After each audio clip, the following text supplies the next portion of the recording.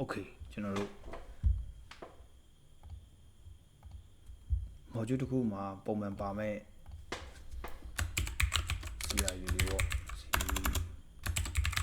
create update okay ဒီသုံးခုမှာကျွန်တော်တို့ဒီ refresh လုပ်တဲ့အပိုင်းတော့ပြီးသွားရေပေါ့ဒီကျွန်တော်တို့စနစ်ထဲမှာရှိတဲ့စီဆိုင်ရဲ့စရင်ကိုကျွန်တော်ကြည့်လို့ရတယ်အဲ့တော့ refresh ကိုပြီးသွားပြီဆိုကျွန်တော် refresh ပြောင်းလိုက်မယ်မရဘူးနော်ကျွန်တော်အခု create ဆက်လုပ်ကြရအောင်နောက်တစ်ဆိုင်တစ်ဆိုင်တိုးခြင်းတယ်ဆိုရင်တိုးလို့ရအောင်အဲ့တော့ကျွန်တော်တို့ကလက်ရှိတော့ကျွန်တော်အပေါင်းခလုတ်ထည့်မယ်အပေါင်းခလုတ်တမျက်နှာပထမဆုံးစထည့်မယ်ဆမ်းမျက်နှာစထည့်မယ်ဟေးဆိုတော့file this ဆောင်မယ်ဘယ်လိုဆောင်မလဲဆိုတော့ view assign business create page okay ထည့်မယ်သူလည်းကျွန်တော် stateful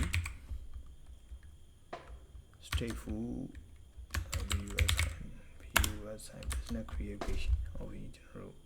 hover ထောက်လိုက်မယ် command line နဲ့ material page ကိုပို့မယ် okay ဒါဆိုရင်သူတမျက်နှာထည့်ပြီးသွားပြီကျွန်တော်တို့တစ်ခါတန်းထည့်လိုက်မယ် GitHub မှာလေ view assign business create page add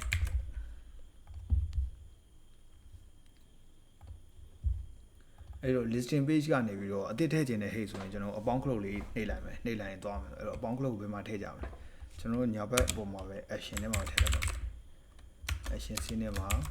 icon button ပေါ့ icon လေးဖြစ်ရမယ်နှိပ်လိုက်ပြီဆိုရင်လည်းတခြားတစ်နေရာကိုသွားမယ်နှိပ်ရင်သွားမယ်ကျွန်တော်တို့ကတော့ icon ထဲမှာကို add ကိုတုံးလိုက်မယ်ကြည့်အောင်ဒါဆိုရင်ကျွန်တော်တို့အပေါင်းခလုတ်လေးပေါ်လာပြီနှိပ်လိုက်ပြီဆိုရင်ဘာမှဖြစ်မလားဘာလို့ဆိုနှိပ်လိုက်ပြီဆိုရင်ဒီမှာ on press မှာဘာမှရေးထားမရှိသေးဘူးအဲ့တော့ on press မှာရေးထားမယ်material page တော့ဘာညာဟိုသွားဒီသွားပေါ့ကျွန်တော်တစ်လုံးရေးလဲအကောင်မမှတ်မိဘူးဗျသွားတယ် material page တော့ညွှန်းတော့လုံးဝမမှတ်မိဘူးသွားကူးလိုက်မယ် navigator push ဟုတ်ပြီအဲ့တော့နှိပ်ပြီးဟေးဆိုတော့ကျွန်တော်သွားမယ်ဘယ် page ကိုသွားမလဲဆိုတော့ BUSIN business create page ကိုသွားမယ်လို့ပြောမှာ okay ဒါဆိုရပြီကျွန်တော်အပေါင်းခလုတ်နှိပ်ကြည့်လိုက်မယ်business ဒီမှာအဲ့ဆို business create page ကိုသွားကြည့်နေဒီမှာရောက်နေပြီကျွန်တော် business create page မှာဘာလုပ်ကြမလဲလုပ်ချင်တာတော့ business အသစ်တစ်ခု create လုပ်မယ်ဆိုရင်နာမည်တောင်းမှာပေါ့နာမည်ထည့်မယ်ခလုတ်နှိပ်လိုက်ပြီဟဲ့ဆိုရင်အဲ့ business နာမည်စီဆိုင်နာမည်ကတိုးသွားတဲ့ပေါ့အဲ့ဒါကြီးလုပ်ဖို့ဆိုရင် UI ဆောက်မယ် UI ရင်ဆောက်လိုက် UI ကကျွန်တော်တို့ scaffold နဲ့ပဲဆောက်လိုက်အောင် scaffold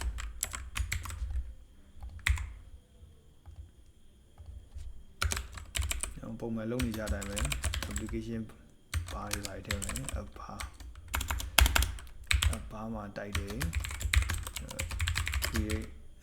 new business စီဆိုင်တစ်ထည့်ပါဦး body ထဲမှာကကျွန်တော် font လုပ် font ကလို့ဆိုကျွန်တော်လိုတာ font တစ်ခုနဲ့ sorry import text import တစ်ခုနဲ့ submit border တစ်ခုအဲ့နှစ်ခုဆိုရတယ် column ပဲသုံးလိုက်တော့မယ် column children okay text import ကလည်းဘာသုံးလဲ text font Google မှာပဲသွားရှာပြီးကူးလိုက်တာမြင်ရပါတယ်ဗျာကျွန်တော်ကူးလိုက်ပါနော်text import a file env in flutter မှာ text import တွေဘယ်လိုလုပ်လို့ရလဲသူ documentation ကိုပြလာတယ် documentation က text fee တဲ့ကူးလိုက်မယ်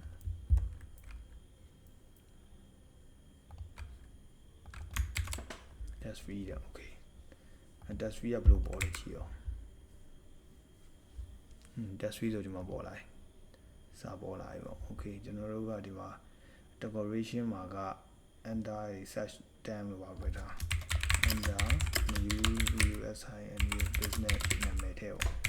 okay ခလုတ်ထည့်မယ်အဲ့ဆိုခလုတ်က elevated button လို့ပါတော့ပုံမှန်သုံးနေကြဗျဒါပေမဲ့ဒီမှာတော့ဘာသုံးလဲကျွန်တော်အဲ့ဆို flutter မှာခလုတ်ဘယ်လိုထည့်မလဲ flutter မှာရှိတဲ့ခလုတ် widget ကိုကြည့်လိုက်မယ် elevated bottom နဲ့ elevated bottom ပဲတုံးတာအဲဆိုတော့ elevated bottom ပဲတုံးကြမယ်ဗျာ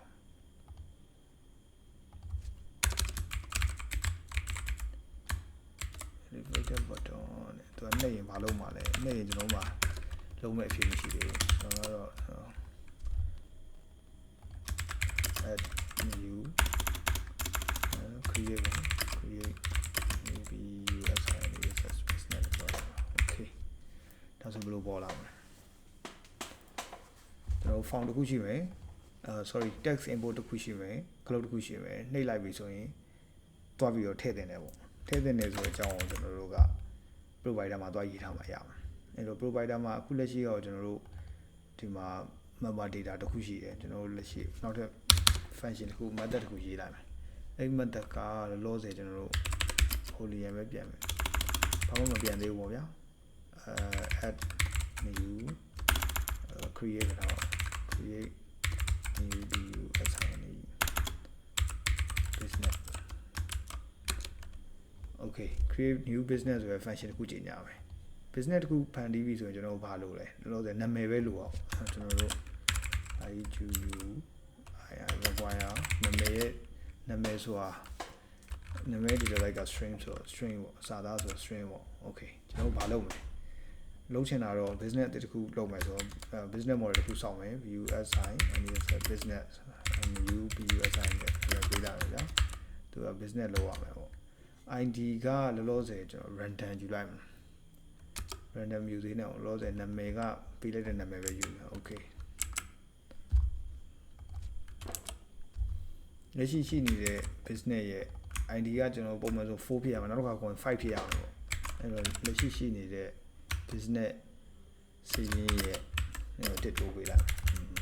ဒါဆိုရပြီအဲဆိုကျွန်တော် business တခုတော့ဖန်တီးပြီးသွားပြီဖန်တီးပြီးသွားအောင်တက်တက်ပဲရှိသေးတယ်ကျွန်တော်ကဒီစည်ရင်းတွေကိုထည့်ပေးအောင်အဲ့တော့ US sign ရဲ့ business တော့ add ဖြစ်မလား append ဖြစ်မလား add ဖြစ်မလား add ဆိုပြီးတော့ new US sign business နောက်ဒီနှစ်ကြောင်းဆိုရင်ကျွန်တော်ပထမကြောင်းက business တခု create လုပ်တယ် business အသစ်တစ်ခု create လုပ်တယ်ပြီးဒုတိယအကြောင်းကအဲ့ create လုပ်ထားတဲ့ business အသစ်ကိုကျွန်တော်တို့ရဲ့ array ထဲမှာလာပြီးတော့ထည့်ထားတယ်တတိယအကြောင်းကတော့ဒီ array ကိုစောင့်ကြည့်နေတဲ့ UI အဖွဲ့တွေကို notify လုပ်ငါတော့ data အသစ်ရောက်ပြီဒါမှမဟုတ်ငါတို့အပြောင်းလဲဖြစ်ပြီဟဲ့ဆိုပြီး notify လုပ်ချင်တော့သူက notify listen တော့ငါတို့စောင့်ကြည့်နေသူများလူတွေအကုန်လုံးအကြောင်းကြားပါတယ်ဆိုလုပ်လိုက်ဒါပဲဒါဆိုရင် data အသစ်တစ်ခုထည့်တဲ့လုပ်ငန်းစဉ်ရပြီ UI ဘက်ကနေပြီးတော့ပေးကိုပေးရမယ်အချက်လက်တွေရောက်လာတယ်ဒီမှာဆိုကျွန်တော် string တစ်ကြောင်းပဲလို့ဆို string တစ်ကြောင်းတောင်းလိုက်တယ်တောင်းပြီးသွားရင်ဒီထဲမှာဒါ business တစ်ခု create လုပ်မှာပဲဆိုရင် business တစ်ခု create လုပ်တယ်အဲ့ business ကို listing ထဲမှာထည့်မယ်ပြီးတော့ notify လုပ်မယ်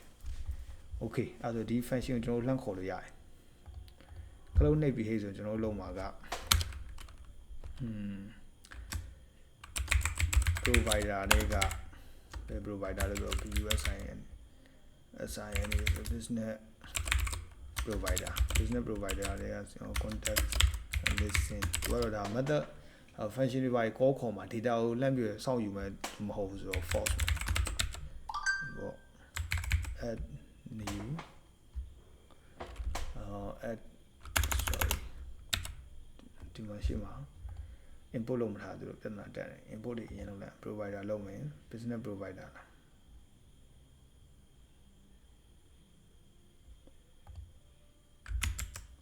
listen for ကျွန်တော် function တွေရပါပါလေမေးသွားတယ် add new business okay add new business ကျွန်တော်လက်ရှိလက်ခံမှာက hello ပဲထည့်ပေးတာနော် hello okay ဘာဒီမှာနေ provider creates context off ဒါမို့လားအဲ့လိုထင်တာပဲ listen view ပြန်သွားကြည့်ခေါ်တဲ့ page ခေါ်တဲ့ပုံစံဘယ်လိုခေါ်ထားရလဲဆိုတော့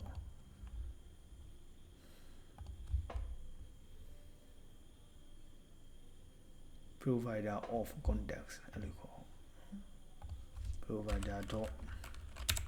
of context ဆိုမသိဘူးပါလေ provider.context ဒီတိပြလိုက်မယ်ဟောရောlisting က false ဖြစ်သွားပြီcreate လုပ်မယ် create လုပ်တဲ့အချိန်မှာသူကနာမည်ထည့်ပေးရမယ်လို့ပြောတယ်နာမည်ကဘယ်နာမည်ထည့်ပေးကြမလဲလို့ဆိုတော့ရှိရတော့ hello ပေါ့နာမည်ထည့်ပေးပြီးတော့မလုပ်ကြအောင်ပြီးရင်ကျွန်တော်စာနောက်တစ်မျက်နှာကိုပြန်သွားကြမယ်ငကူစာမျက်နှာကိုပြန်သွားမယ် navigator တော့ပေါ့နေပြရတယ်ဒီတော့ view ပေါ့ okay စမ်းကြည့်ကြရအောင်ရတယ်ကျွန်တော်အဲ့ဆိုရင်မပါထည့်လိုက်မယ် create new hello လာပေါ့နေ၄ဆိုင်ဖြစ်နေ hello ဖြစ်နေပေါ့အဲ့တော့နောက်ဆိုင်ထည့်မယ်ကျွန်တော်ထည့်တာမောင်လေးပေါ့တင်းမနောက်ထပ်စီဆိုင်ပါရှိတယ်ညဝရီပေါ့ညဝရီစီဆိုင်ပေါ့ဗျာထည့်ဒီမှာ hello ပဲပေါ်တယ်ဘာဖြစ်လို့လဲဆိုတော့ကျွန်တော်ကခလုံးနှိပ်လိုက်တဲ့အချိန်မှာကျွန်တော်လုပ်တဲ့အလုပ်ကbusiness အသစ်တစ်ခု create လုပ်မယ်တော့ပြောတာမှန်တယ်ဒါပေမဲ့ create လုပ်မဲ့ business ရဲ့နာမည်ကို hello ပဲပေးနေအောင်ဒီ import ထည့်သမျှဟာတွေအကုန်လုံးဒီမှာရောက်မလားကျွန်တော်တို့တကယ်လောက်အောင်မှာက import fee ထဲမှာရှိတဲ့ user ရိုက်ထည့်လိုက်တဲ့စာသားကိုဒီမှာထည့်ပေးရအောင်အဲ့ဒီတော့ကျွန်တော်တို့ဘာလုပ်လဲဆိုတော့ text editing controller ဆိုလို့ပဲ text controller လို့ခေါ်တယ် controller ထည့်ဖို့လုပ်မယ်အဲ့တော့ကျွန်တော်အပေါ်မှာ controller တစ်ခုချိန်ညာရအောင်text dit editing controller DEC ပဲထည့်လာနော်name DEC ပေါ့နာမည်တွေထိမဲ့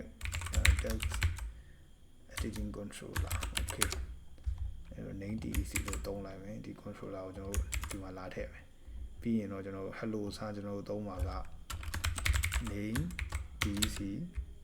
ထဲမှာရှိတဲ့စာသားကိုယူမယ် text ကိုယူမယ် okay ပြန်စမ်းကြည့်မယ်အဲ့တော့ကျွန်တော်တို့အပေါင်းလုပ်မယ်ဒီမှာတော့ကျွန်တော်ဒီက site နာမည်ပါလုပ်မယ်စီတိုင်းနာမည်လေးရှားတန်လွင်ပေါ့ဒီက NWI တန်လွင်ပေါ့အဲ့တော့တန်လွင်ရောက်သွားပြီအဲ့လိုပဲကျွန်တော်တို့ARV ပေါ့ ARV ဆိုရင် ARV ရောက်လာပြီကဲဒါဆိုရင်တော့ create လုပ်တဲ့အကြောင်းကကိစ္စရှင်းပါပြီဒါကိုလည်း create ပြီးသွားတဲ့အကြောင်းကိုကျွန်တော် comment မှာသွားကြည့်မယ်ခေတ်မှာ comment သွားလုပ်မယ် USI business create feature add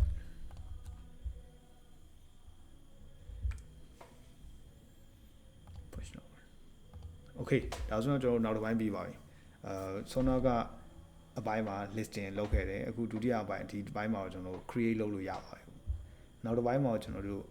ပြင်တာလုပ်ပါမယ်ပြီးရင်ဖြတ်တာလုပ်မယ်နောက်ဆုံးဘက်ကတော့ဒီ detail ဝင်ကြည့်ရအောင်တန်ကိုဆိုတန်ကိုနဲ့ကြည့်လိုက်တန်ကိုနဲ့ပတ်သက်ကြအောင်အသေးစိတ်ကြတာမျိုးလုပ်ကြမယ်အခုတော့ create လုပ်တဲ့အပိုင်းဒီလောက်နေပဲကျွန်တော်နားပါမယ်